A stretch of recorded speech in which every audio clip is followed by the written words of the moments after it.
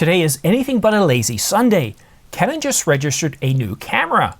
Chinese Weibo account E8M8888, who has a very good track record of reporting camera registrations, reported DS126904, which is a digital stills camera. And if you're counting, that marks a total of 5 registered cameras. DS126922, the Canon EOS R5 Mark II, 126928, the Canon EOS R1, and of course this camera. And sorry Mark? Yeah, just give me a moment, I'm gonna get right to that. I was just literally about to mention it.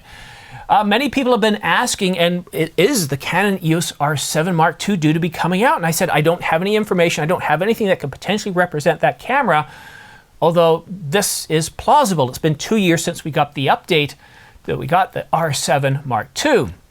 And before that, it took many, many years, because the last 7D Mark II was what, 5, 6, 7 years before that? It's so long ago, I don't remember the exact time. So to get a 2-year refresh, that would be pretty quick. But if we take a look at Canon's lineup, the R3 Mark II isn't due out for 2025. The R6 Mark II, well, that just came out, so it won't be that. The R8 and the R5 are pretty new, so yeah, it could be the R7 Mark II, could be the R10 Mark II, or it could be something else. We don't really know at this point, but there is another potential camera that this could represent. The Canon EOS RP, one of Canon's top-selling cameras. While the R8 more or less replaces the Canon EOS R, there really hasn't been a replacement for the RP, and Canon came out when the R8 was announced and said, no, this doesn't represent the RP. And while there would only be around a $400 difference between what the R9 would be and what the R8 would be outside of the United States, well, with exchange rates and customs and tariff fees, there's a much greater price difference between what the R8 represents and what the R9 could represent. So we think here at The Ordinary Filmmaker that the R9 is definitely a good candidate to come out, but Canon has to hit that tight price range of between $899 and $999, and while we think $899 might be a little bit difficult, $999, well, wouldn't be so hard. I mean, after all, look at the R6 Mark II, came out with the exact same price as the R6 Mark I from some 2.5, 3 years ago.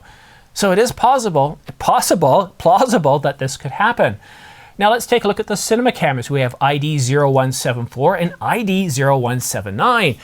If you look at Canon's cinema lineup, and maybe you don't follow it, but basically every single camera in their lineup, everyone is due for a refresh, from the C100, the C70, 200, 300, 500, 700. It's been years since we've got an update. And so how do we narrow this down a little bit? Because it would be impossible for me to pick one. So I went to B&H this morning and I thought, well, let's see what's on sale. Now, as I've told you before, the Canon EOS R5 Mark II is on the best price it's ever been at $35.99. That's lower than the original price for the Canon EOS R5. So $35.99, there have been rumors from multiple sources, unvalidated as per Canon rumors, that we could see the R5C Mark II. But if you take a look, that the C300 Mark III is also on sale at $1,000 off. And the C500 Mark II is also on sale at $1,000 off. So those are the top 3 candidates that I would peg for being refreshed as one of those 2 cameras, ID0174 and ID0179. So it's pretty exciting. We've had a pretty interesting year. It got off to a really slow start, at least for Canon customers, definitely for Sony customers, and also for Nikon customers. But with the announcement, thank you Canon for allowing this to happen finally, to allow Sigma and Tamron between them to release 7 APS-C third-party Canon approved. So we have the RF protocol going between the camera and the body, all that stuff, so we don't have to worry about firmware problems. That's a big deal. We have 7 lenses coming out. So we finally started the floodgates to open up for Canon RF approved third-party lenses. And now to get the refresh before the end of May of the Canon EOS R5 Mark II. The R5C, potentially the R1, that won't be announced right away, but we are supposed to get some sort of development type announcement, according to Canon rumors, about the R1 alongside the Canon EOS R5 Mark II. But when will it show up? Your guess is as good as mine. We just don't know. I mean, there is a chance that we could have an announcement sometime in July or even June, and then it starts shipping in August. It's certainly plausible, but we don't have anything validated other than just conjecture. The R1 is coming this year, we just don't know when. And if we look at historical data, we can see that it was made available around January, around March, and around June and August. So I think even once in November. So the 1 series has been all over the place, but I'd be really surprised if we have to wait till the end of the year. So we have an awful lot of cameras due out this year. It's shaping up to be a really exciting year. What I would like to know is your idea of what we could expect to see here in 2024. We've got a lot of cameras on sale. I just showed you 3 cinema cameras. We've also got the Canon EOS R5 that's also on sale. Big deals. And you'll notice that I have smart pre-order links for the Canon EOS R5. I've had them on the screen for a while now. Why is that?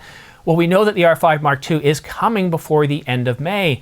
And I like to offer up these smart pre-order links prior to that announcement, because as soon as the embargo is lifted, as soon as Canon starts the announcement, pre-orders will be available. And what often happens is Canon releases several SKUs. Is the body alone, the body with a kit lens, or maybe multiple different kit packages. And for you to get the right one, it can take you several seconds. And in this day and age where it can take you months to even years before you can get a camera shipped to you, I mean, just look at this guy here, the 200 to 800. People pre-ordered this late last year and they still don't have the lens shipped to them. So what if you can save a few seconds, that's going to help you get further in the queue so you can get your camera before anybody else.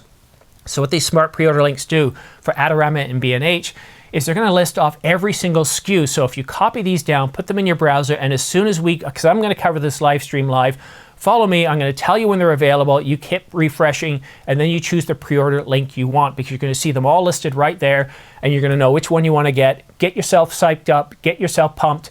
We're going to give you the best forecast we can of the leaked specifications.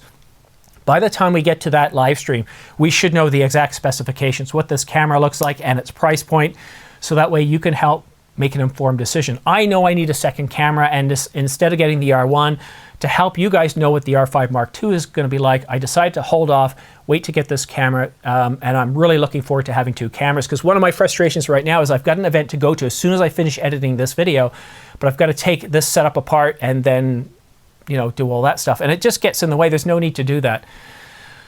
But a big thanks to those of you that have used my pre-order links or my affiliate links in the past. Somebody just bought the R5 with a few lenses, and thank you so much. It's greatly appreciated. But that's it for now. I do, please forgive me for the poor quality of this video. I'm in a rush. I already recorded once, but forgot to turn the audio on. Got me really upset, so I'm really under the gun now. I've only got about an hour to throw this together. So thank you so much. Have yourself a great Sunday. We'll see you again soon, and let me know what you think we're going to get. And thank you for watching to the end. Cheers. Have a good day now.